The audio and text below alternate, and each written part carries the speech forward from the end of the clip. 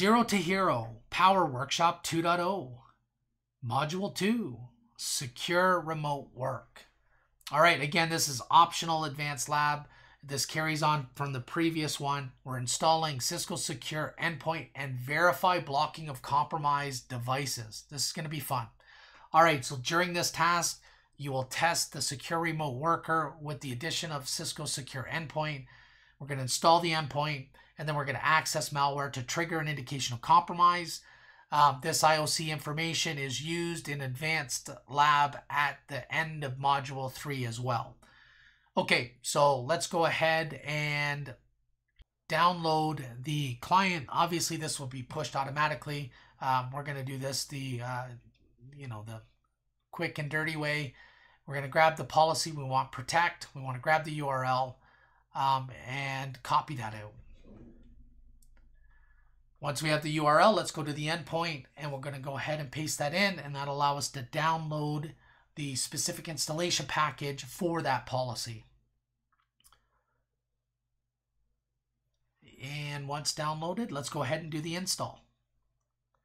Again, you're just watching all of these steps, and you can see how quick it is, right? It's not a big to do. Once you get this policy configured and you have a distributor, some type of mechanism to push out the endpoint agent, it's pretty quick and easy to get users to start leveraging it and realize the advanced capabilities like zero trust. All right, let's go ahead and hit next, and we'll close this out.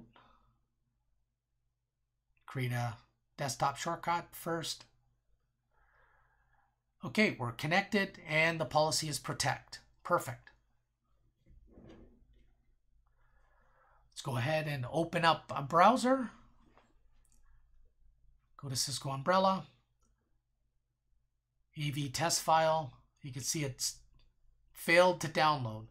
So we just pulled down EICAR and it's failed. Why? Well, that's where Secure Endpoint comes in. It blocked it. So now let's go ahead and open up a command prompt real quick just to ensure that the device, the dual device health agent is installed. We're only doing this because it's a lab environment. Obviously, this would already be there for the user. Okay, so let's go ahead and try to log into Jira.